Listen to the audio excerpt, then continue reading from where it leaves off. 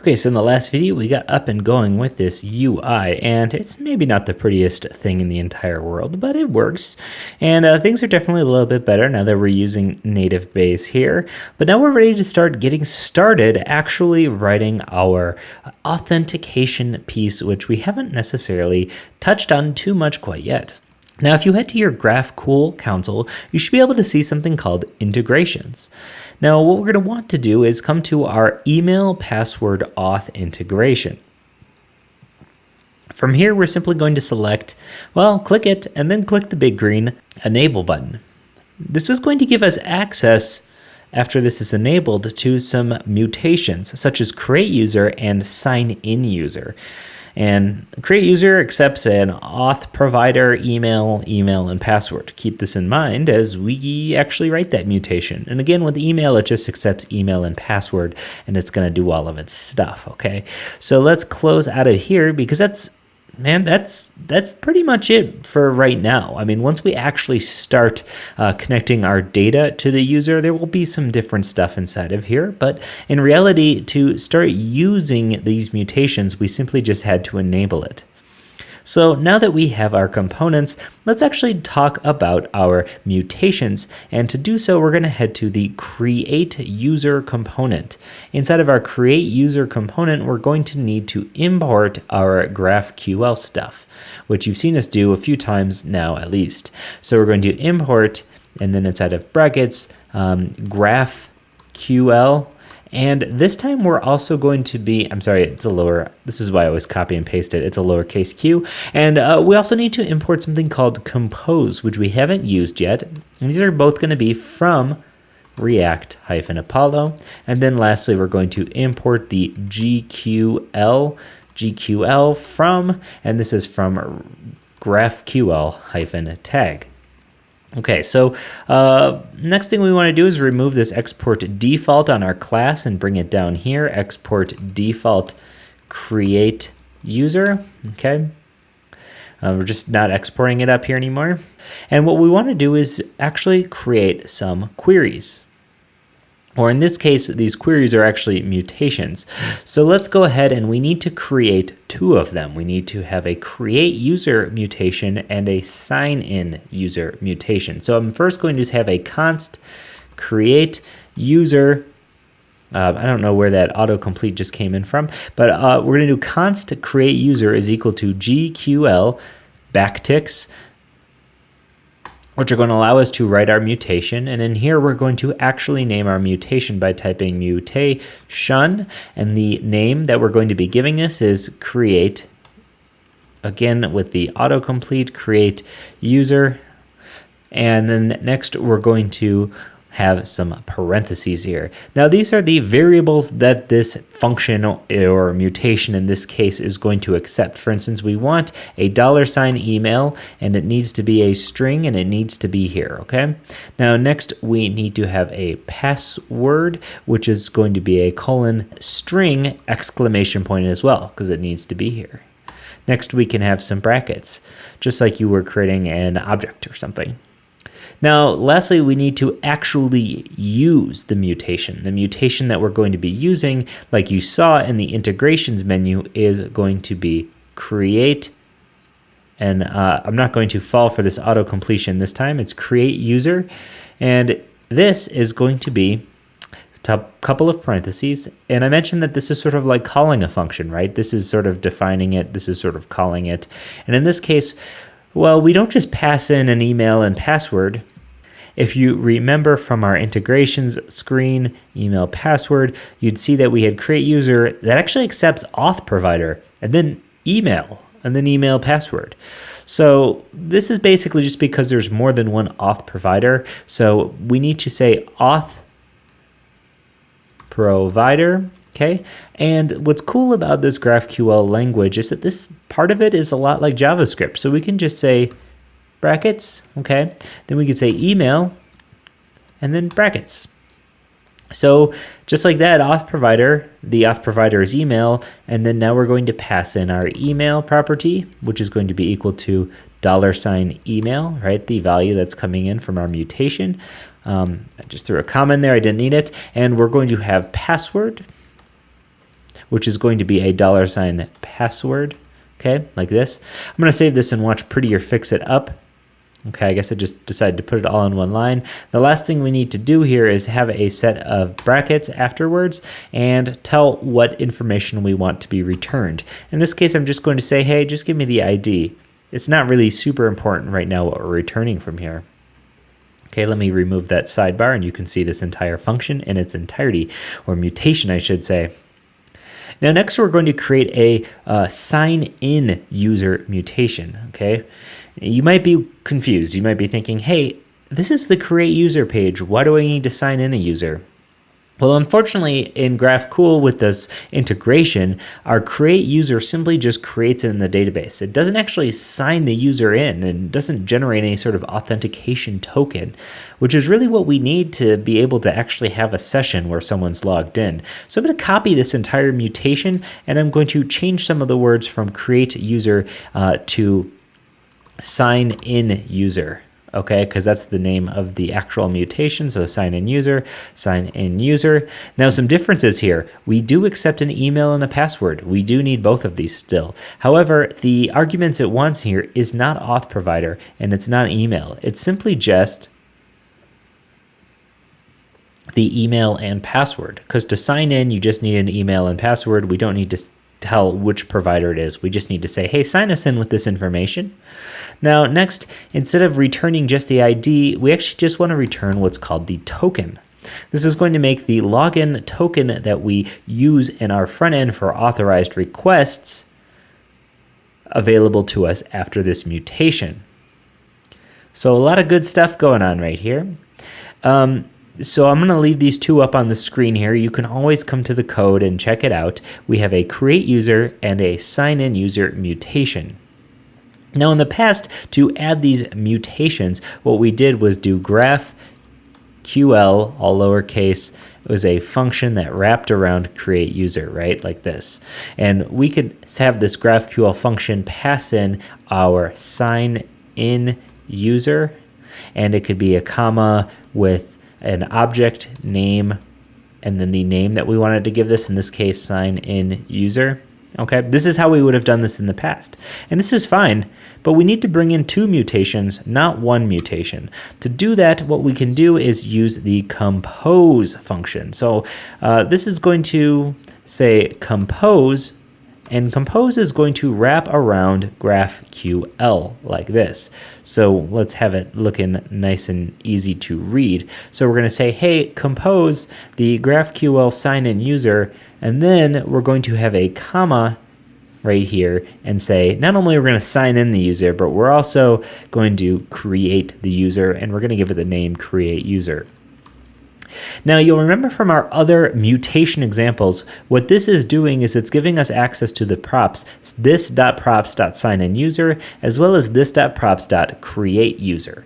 Okay, and both of these will have access to the variables that we pass in through an object called variables. Okay. So let's actually check out our create user function up here, because this is really the most important one. And we're actually going to turn this into an asynchronous function by typing async right in front of our parentheses. And we're also going to be pulling out two items that are going to get passed into this from the form, which is going to be the email, comma, and the password. Okay. So the email and password are going to come from this onSubmit. They're going to come into create user, and we're going to do some asynchronous stuff with this. If you've worked with async await before, you'll know that we need to wrap everything in a try and catch. If you have not done, you need to do what is called a try catch here. So we have try, brackets, catch. We have a parenthesis that collects the error, and then we have the brackets here.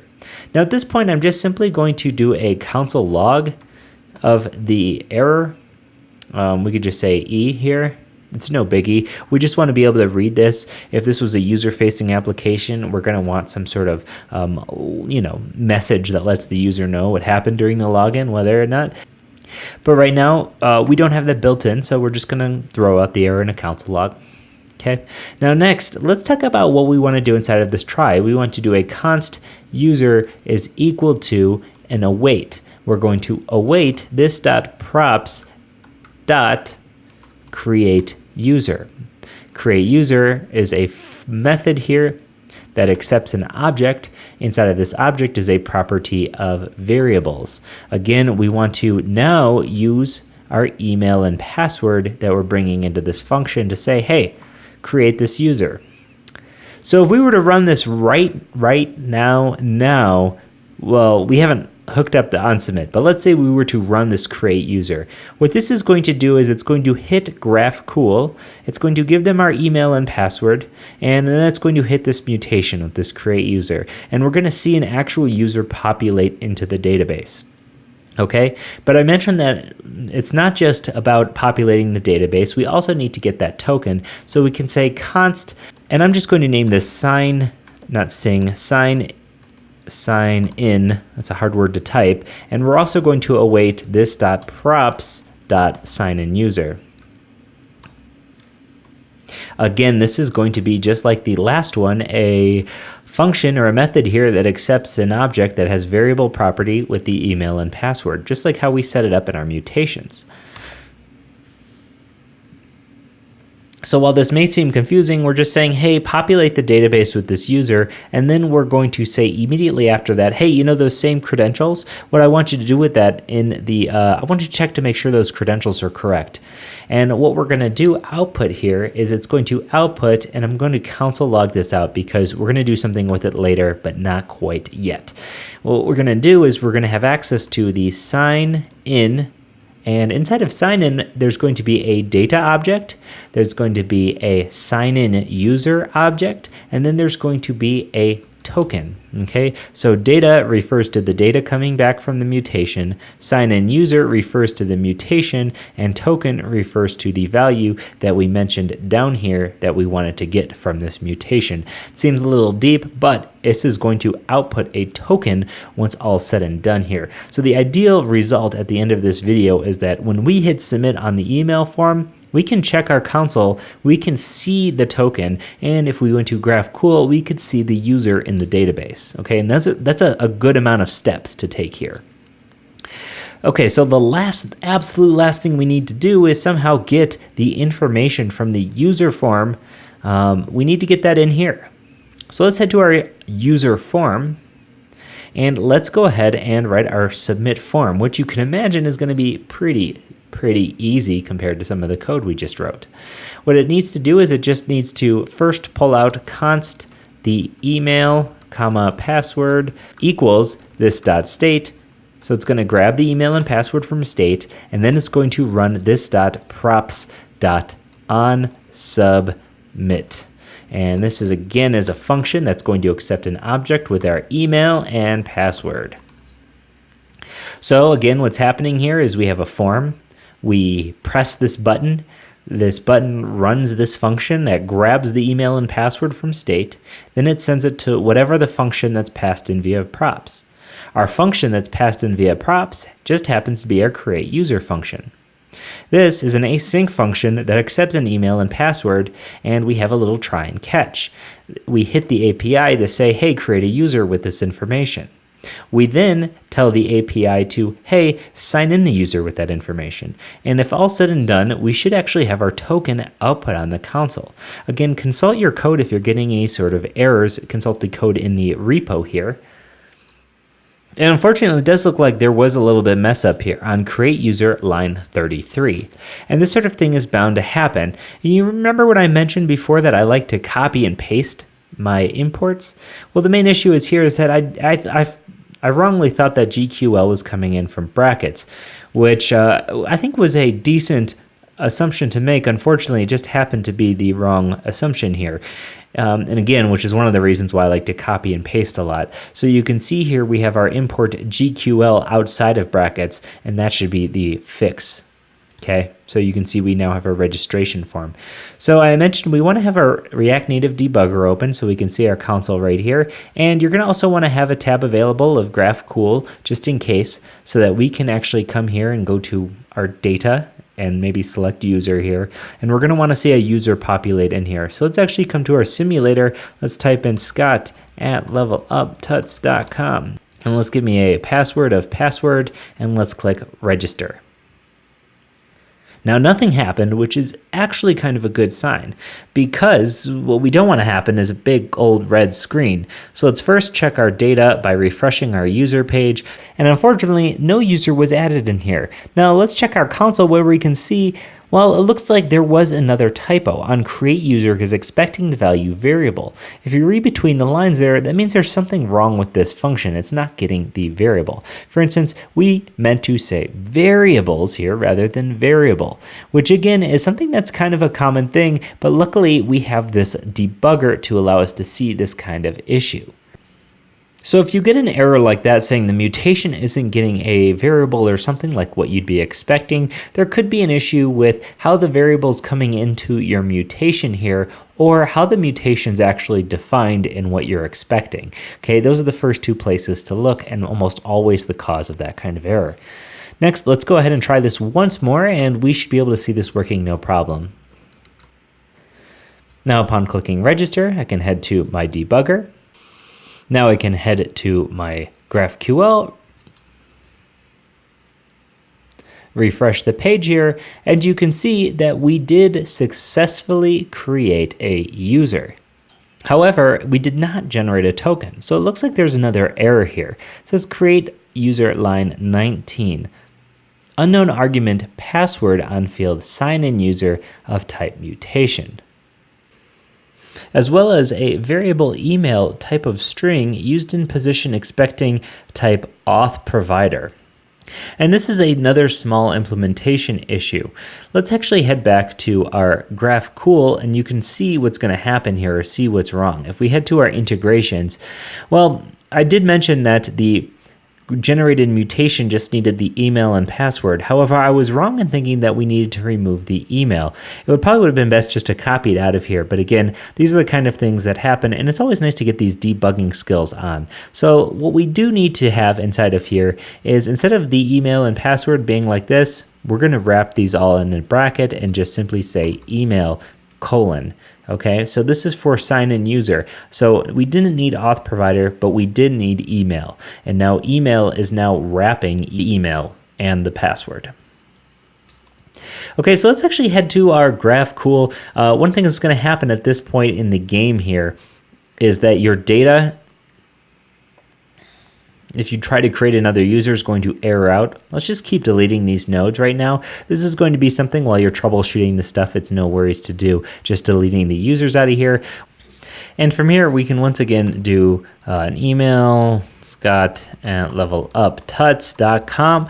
And this time it's going to work, I guarantee it. We can register here. And let's go ahead, and first things first, we should check our debugger, because I am confident we're going to get a token in here, which you can see we've just received a long string of token. So again, we hit a couple of errors, a couple of bugs along the way. If we check our GraphQL database, we should have a new user in here. But it's always nice because this stuff is tricky, and there's a lot of places that these things can go wrong. So if you follow the error messages, while they are super helpful, they're not always going to lead to the direct answer to the question. The good news for you, though, is that you have some code in the repo here that you can actually compare yours to in case you're running into any issues. So we've now successfully created a user. Now, one more time, let's do the same thing, but we're going to log in a user. So how much of this stuff can we take with us? Well, let's think. We can take in the sign-in user mutation. We certainly don't need the login user mutation. We'll want to bring in our imports, because obviously we don't want to mistype either of those again. So let's bring in our GraphQL. We're going to remove this export default and throw it down here, export default login user. Okay. Now next we're going to, instead of using compose, we're simply just going to use one of the GraphQLs, which is sign-in user. And we can do sign-in user and have this around the login user like so. Okay, so we now have the sign-in user mutation that's coming in as this .props.sign-in user. And likewise, we're going to need to write this method, which, well, we can copy nearly all of from our create user. Let's head up top here and let's copy basically all of this stuff. Okay, I'm going to bring this in here, login user. I'm also going to bring in the async stuff here. This first line of async is the parentheses with the brackets here. Okay, so we now have a login user, which is going to be an async function, and the only thing we need to do here is remove this one right here. That's it. That's it. So if you remember your username and password before for the email we just created, if we head to our app, we should be able to click the login toggle, enter the information we just entered before, and we're either going to get a big ol' error here because we forgot the credentials, and then click login here, and we should be able to get a token back in just 1 second. And here we are, sure enough, there's our token. So as you can see here, we now have a fully functioning login form that's both going to hit our database and know if a user is going to be logged in. Now you can go ahead and delete that user that you created, or you can keep it, because you'll see that both the login create user as well as the login page itself are going to be working and returning a token for us. So after that marathon, what is left here?